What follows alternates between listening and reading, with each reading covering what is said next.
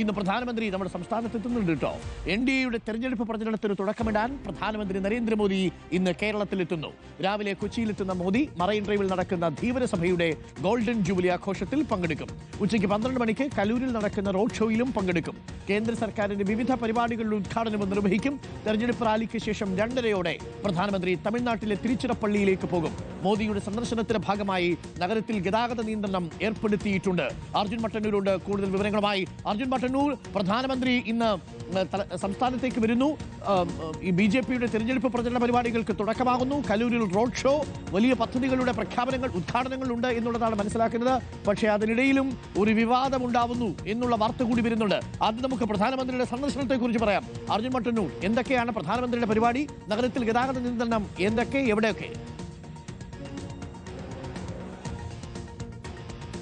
Doctor Arunkumar, നിയമസഭാ തെരഞ്ഞെടുപ്പ് ലക്ഷ്യമിട്ടുകൊണ്ട് BJPക്കും NDAയുടെയും തെരഞ്ഞെടുപ്പ് പ്രചാരണങ്ങൾ തുടക്കം കുറിച്ചുകൊണ്ട് പ്രധാനമന്ത്രി കേരളത്തിലേക്ക് എത്തുകയാണ്. ഇന്ന് 11 മണിക്കാണ് കൊച്ചി നെടുമ്പാശ്ശേരി വിമാനത്താവളത്തിലാണ് പ്രധാനമന്ത്രി എത്തുന്നത്. അതിനുശേഷം നേവൽ ബേസിലേക്ക് അദ്ദേഹം ഹെലികോപ്റ്റർ മാർഗമെത്തും. ഏറ്റവും പ്രധാനപ്പെട്ട പരിപാടി അത് NDAയുടെ തിരഞ്ഞെടുപ്പ് റാലി തന്നെയാണ്.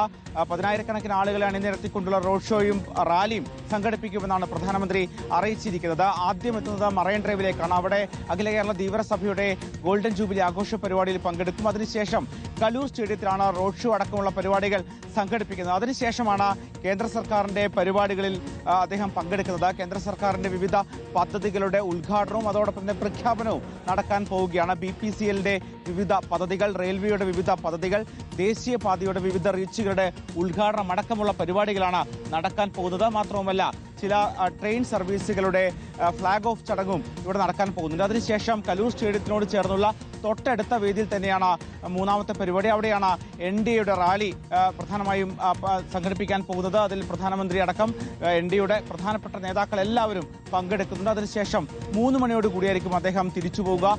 നിയമസഭാ തെരഞ്ഞെടുപ്പ് നടക്കാൻ പോകുന്ന തമിഴ്നാട്ടിലെ തിരുച്ചിറപ്പള്ളിയിലേക്കാണ് അദ്ദേഹം പോകാൻ പോകുന്നത്. പ്രധാനമന്ത്രിയുടെ വരവിനോടനുബന്ധിച്ച് കൊച്ചിയിൽ വലിയ സുരക്ഷാ ക്രമീകരണങ്ങൾ, ഗതാഗത നിയന്ത്രണങ്ങളും ഏർപ്പെടുത്തിയിട്ടുണ്ട്. പ്രത്യേകിച്ച് രാവിലെ 11 മണി മുതൽ വൈകിട്ട് 4 മണി വരെ കൊച്ചി നഗരത്തിലെമ്പാടും വലിയ ഗതാഗത നിയന്ത്രണം ഉണ്ടാകും. അതോടൊപ്പം തന്നെ നെടുമ്പാശ്ശേരി വിമാനത്താവളത്തിലേക്കുള്ള വഴിയിലും വലിയ നിയന്ത്രണങ്ങൾ ഉണ്ടാകുമെന്നാണ് അറിയിച്ചിട്ടുള്ളത്.